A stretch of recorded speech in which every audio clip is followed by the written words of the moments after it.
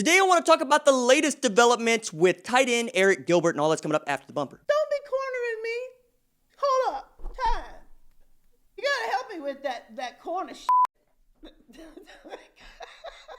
What's up, kinfolk? It's RJ Young. I am not on a step mill. Consider hitting the like and subscribe button because I upload a video every single day. It's always college football related, sports related. We have a good time today.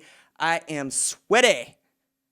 Really good run outside. And you know what? I just want to come out here in my full glory and talk about what it feels like to be running along and then, oh yeah, news of Arik Gilbert. So rather than sit on this, I just want to go ahead and, spit for a little bit. And what it seems is Arik Gilbert might be trending toward returning to LSU. Many of you know that he decided to opt out late in the season, reportedly due to homesickness, and finish out his semester at LSU in Georgia because most of the kids are going to school virtually anyway, even now.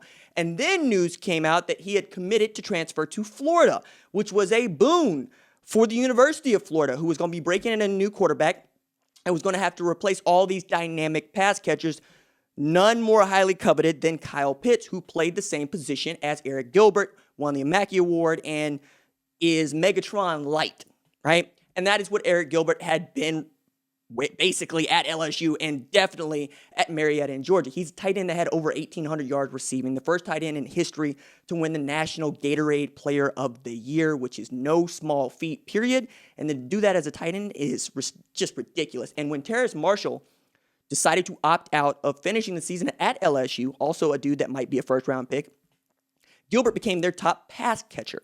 And in becoming their top pass catcher, you could understand how they would want to build around him and Kayshon Boutte into 2021, especially with the return of Myles Brennan to what is a quarterback competition, but what feels like a competition that Brennan is winning over Max Johnson and TJ Finley. Ed Orgeron met with media and gave an update on the five-star and what they're doing as far as trying to talk with him and making sure that he remains eligible to play in 21. Quote, "We had a very good meeting. There's been no decisions been made." Orgeron. "He was happy. Everybody was happy to see him. We checked with compliance to make sure that everything that he was doing was on the up and up. And when he come meet him, and he could, not sure if this is Ed or if this is just a bad quote. Basically, the gist is they're working on trying to talk with him and meet up with him and figure out how to get it back into school. He left. He hadn't made a decision yet, hadn't told us anything. I think it's still up in the air, but it's a very positive day when he came out, or when he, this quote is, it's at 247, so I trust what it means. I don't trust how it was relayed. But all that is in keeping the conversation around Arik Gilbert in LSU, as opposed to thinking that it was over and done with at Florida. There were some reported issues with whether or not he would be eligible at Florida and what his classes might look like. I can't substantiate that, but I'm also not going to say that you're wrong. I know this. If Arik Gilbert needed to go to junior college, fine. Blinn will take him. Hines will take him.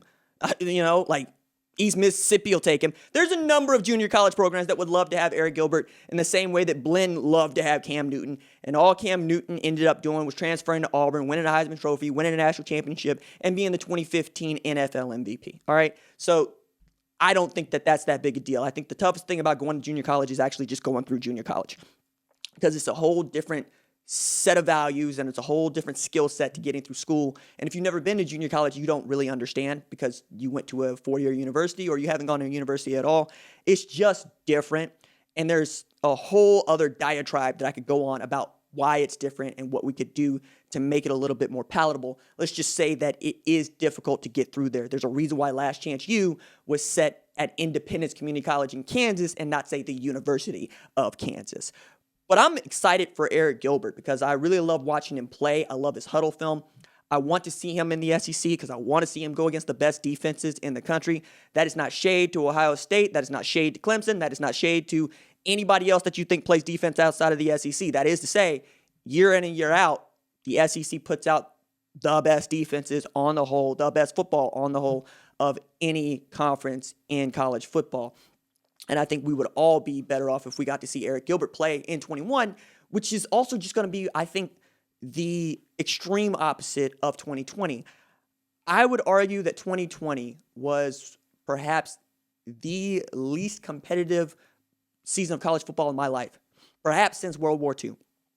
Though we can make some arguments about the dudes that were coming out of World War II as veterans and then going straight to school as like 27-year-old freshmen a la BYU. But the point here is that because you had so many dudes take advantage of that eligibility waiver for the year, you have a bunch of super seniors. So you have way more skilled labor available to you than you've ever had before in the sport, which is traditionally unskilled. And you also have a higher floor for talent. We are seeing dudes ready-made to play as true freshmen at a rate that we have never seen before, right? It used to be we did not believe that they were mature enough to get out there and go play ball. Trevor Lawrence is the peak example of, hey, you were wrong about that. And we're even getting to a place where they're playing true freshmen. I mean, at Oklahoma, we're talking about Anton Harrison getting out there to play some left tackle, right? That's unheard of at a place like OU where you redshirt offensive linemen to make them bigger, to get them a little bit more maturity, to learn a little bit more about the blocking scheme as opposed to just using their physicality to go out there and win. Same thing with wide receivers, same thing with tailbacks, same thing with defensive linemen. You're just getting a better brand of football player, and the guys that needed a little bit more time to mature have now matured, right, as super seniors, right? They're getting a fifth year in some places of eligibility, and I take a look at a place like Illinois, they're going to have 92 scholarship football players, 17 super senior on their team, and that also means that you pushed a bunch of dudes out that perhaps don't make your 247 sports composite talent score as high. And that is to put it mildly and lightly. So I think knowing that all of this is going on and knowing that Arik Gilbert, who is the only National Gatorade Player of the Year to play tight end, is probably going to play, if not at LSU, at Florida in the SEC. I think Georgia is sexy because Darnell Washington on one side, Arik Gilbert on the other. You don't have a George Pickens, so Dominique Blaylock, Kearis Jackson, Jermaine Burton. It could be fun. All right, that's it for me. Deuces.